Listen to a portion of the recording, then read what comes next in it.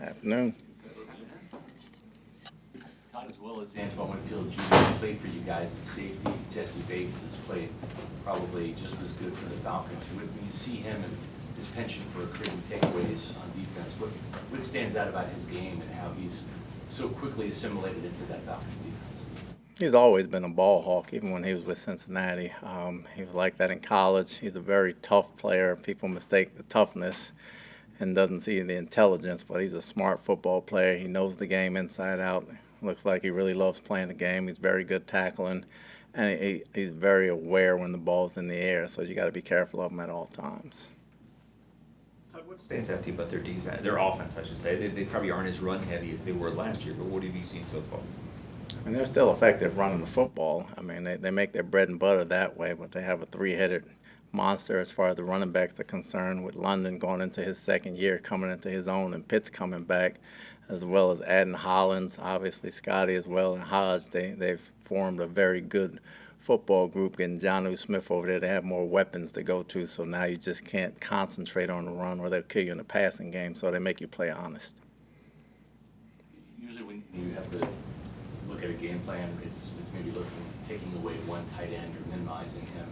The Falcons, as you mentioned, with Jonnu Smith, have two now with Pitts and Smith. What type of challenges does that present when you've got either guy that can hurt you in the passing game as well as effective running? It's a big challenge because it's not just the tight ends, it's the wide receivers and the running backs as well. And then Ritter can also run with the football as well as throw it. So we got to play disciplined football. We got to win our one-on-one matchups when opportunities arise, because they don't have just two tight ends. They have a full arsenal where they can take advantage of you. Can you go a little more in depth about Ritter and kind of the challenges that he brings to this Bucs defense in this game? Strong arm, very smart. You know, he got to start at the end of last year. He started off on a good foot here. Obviously, they lost last week, but he threw the ball very well, and he can use his legs as well. He's a 4-5 guy. He's not just an average scrambling quarterback where you can run him down. It's going to be tough trying to catch somebody like that if they get out the pocket, so he creates a lot of challenges. Sunday after the game, Baker obviously was like, man, we didn't play good, this and that. He said he thinks the offense actually has to get more like pissed off. Do you agree with that, or is that just Baker's take on things with the offense? Well, in certain instances, we should be pissed off every week, and I think we are pissed off. I just think we have to play smart, and we have to play more disciplined football as far as understanding what we have to do and go out and everybody has to do their job. We have to coach it better and play it better. All that includes and entails being pissed off. Obviously, you're never satisfied with production, but can you talk about the defense in general and how they've played all season long? Obviously, giving up 20 points against the Lions, not a lot, but I think the Bucs have now moved up to third in yards allowed. Are you overall pleased with where the defense is right now? No, we should be further along. We got everybody back. It's time for us to start coming together from a defensive standpoint. We're playing good defense at times. You can't play 5 minutes of bad defense. You lose ball games that way. So the one or two plays you bust that cost you 7 points are costly in ball games. You know, defensively, you try to keep the scoring down less than what you're scoring. So that's our goal every game. So when you don't do that, obviously there's some things you have to work on. I think we're coming together. I think we're close, but I don't think we're there yet.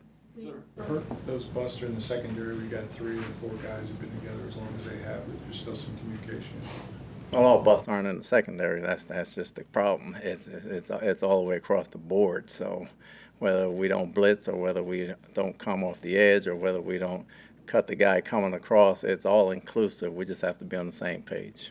We got a small sample size of what Kalijah Kancey could do in week 1, but to see him out there in a full game this past week, just your thoughts. It seemed like he was able to make an impact, and I know we got that sack, that first career sack. I mean, I thought he was active. I thought he was very active. I like the things he's doing. Obviously, he's got to get the rust off with the hand placement. And the more he plays, the more that'll come. Very excited to have him out there. I think he'll become a problem, and he's a good pressure player for us. Todd, when you look at the resources this team, you and Jason have put into this defensive front, right? Beat as a first-round pick, Logan Hall essentially, your top pick, Joe Tryon, Shoyinka, first-round pick, and now Kalijah. How important is it for these guys to really grow together quickly for your defense to get where it wants to be? And it looked like that group, before I mentioned, really kind of came together and all played pretty well for you on Sunday?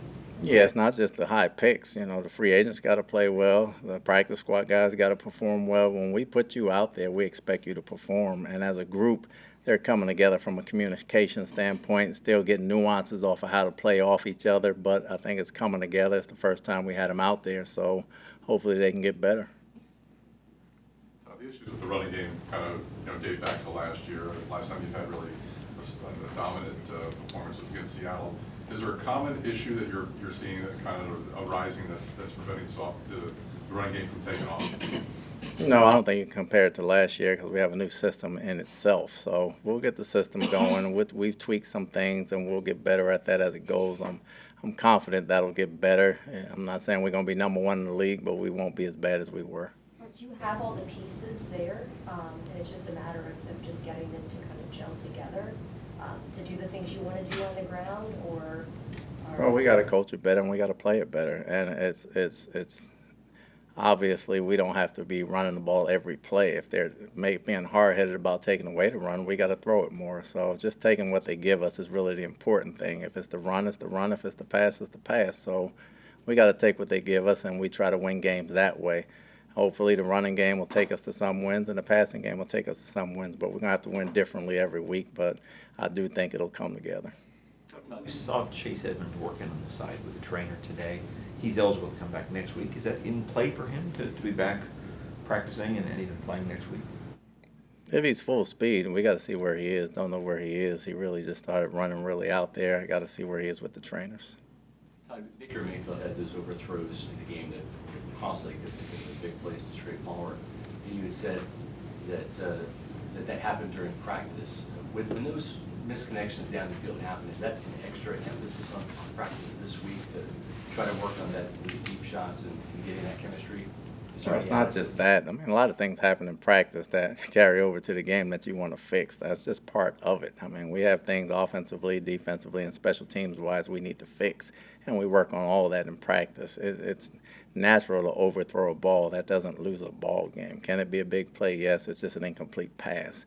You work on timing. You work on that all the time, whether it's a tick off or a tick short. You work on that. Whether you're on defense, you work on things. Special teams, you work on things. Offense, you work on things. That's just not a particular sticking point of what we're trying to do. Coach Bowles, your offensive line is allowing the fewest number of quarterback sacks and quarterback hits so far this season. What's your evaluation on how they've been playing?